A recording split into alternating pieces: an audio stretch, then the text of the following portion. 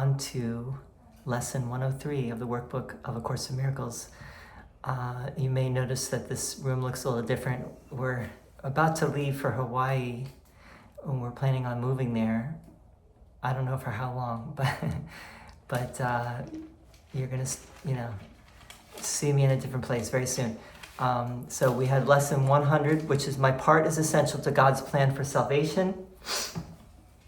Then we had lesson 101, which is God's will for me is perfect happiness. Lesson 102, I share God's will for happiness for me. And now 103 is God being love is also happiness. So God being love is also happiness. Here we go. It's a short one today, 3 paragraphs. Here we go. Paragraph 1, happiness is an attribute of love. It cannot be apart from it. Nor can it be experienced where love is not. Love has no limits, being everywhere. And therefore joy is everywhere as well.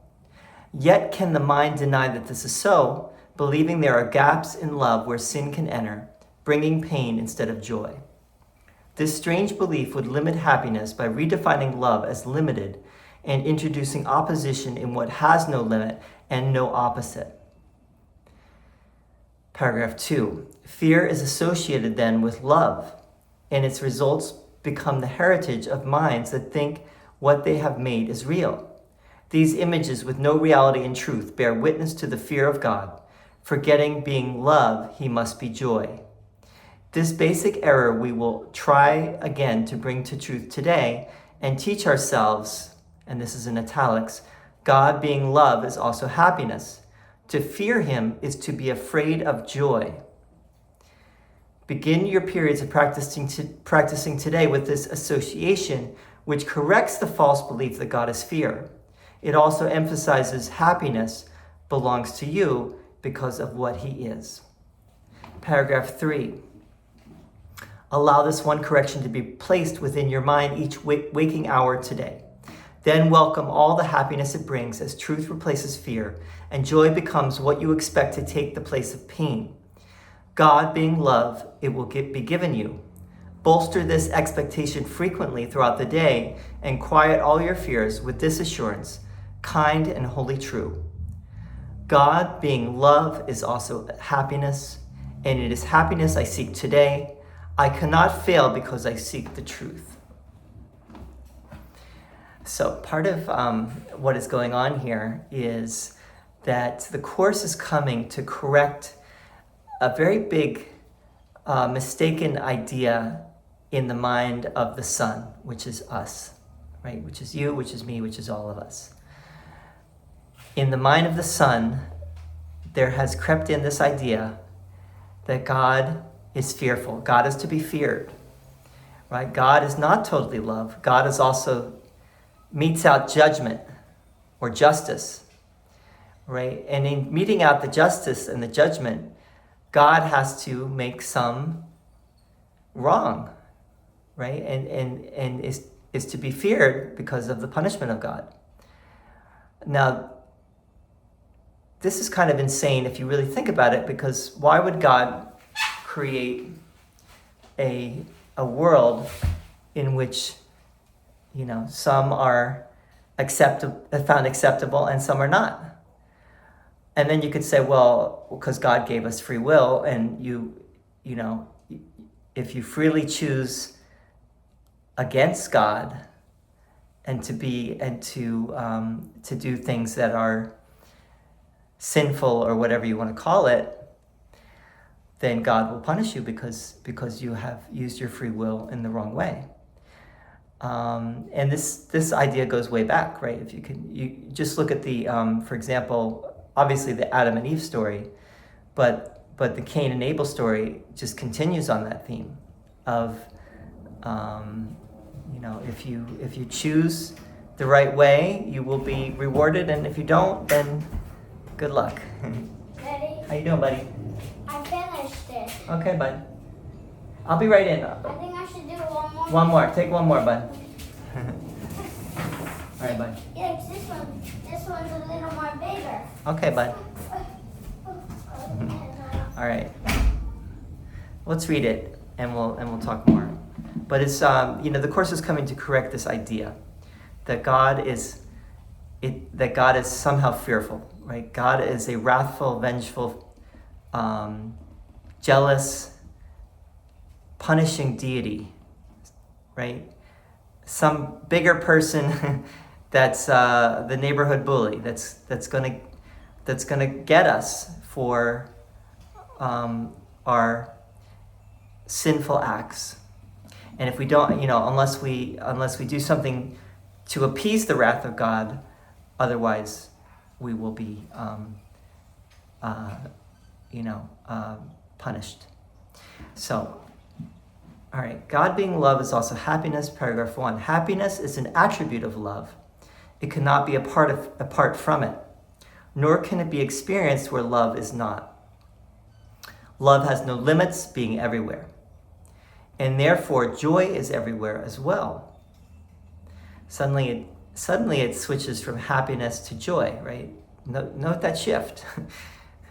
But I think the point is that happiness and joy are basically the same thing, and happiness, joy, and love are basically the same thing, right? They're all one and the same.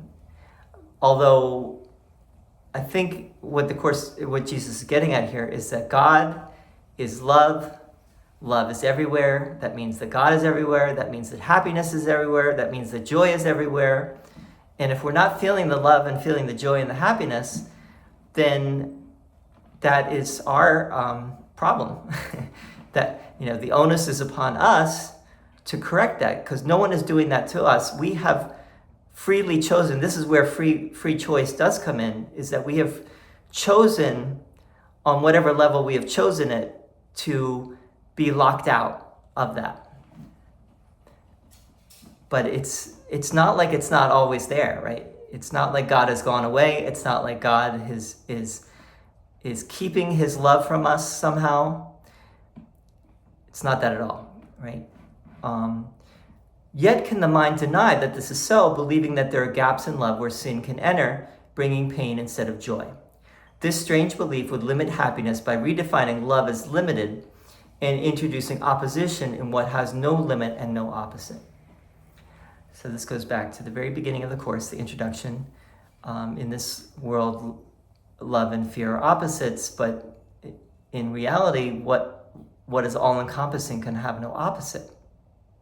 So God, as love, has no opposite. God has never changed, right? Love has never changed. If we think that it has, then we think that there is some opposing force that could somehow take it away. And Jesus is just here to say that no, that's not possible, right? There is no opposing force. Only in your mind, right? Only in the dream of the sun, only in illusions could that be true. Paragraph 2. Fear is associated then with love, and its results become the heritage of minds that think what they have made is real. These images with no reality and truth bear witness to the fear of God. Forgetting being love, he must be joy. Wait a minute, I need the last one because I want it to be a square. All right, bud, take one more. Where's the one more? Right here, bud, right here, take that.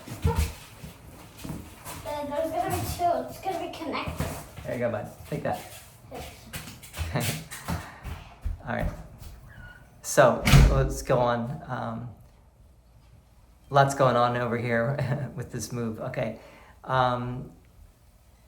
so fear is associated then with love, and its results become the heritage of minds that think that they have made it real, but what they have made is real. These images with no reality and truth bear witness to the fear of God. Forgetting being love, he must be joy. Now this is the first time that love is capitalized in this section, right? Until now, love was not capitalized, except it was capitalized at the beginning of the third or fourth sentence there. But suddenly it's capitalized. So fear is associated then with love, that's lowercase l, and its results become the heritage of minds that think they have made what they have made is real. These images with no reality and truth bear witness to the fear of God. forgetting being love, he must be joy. Because now it's referring to, love is referring to God, that God being love, that means that God is love, he must be joy. Right? So fear becomes associated with love somehow.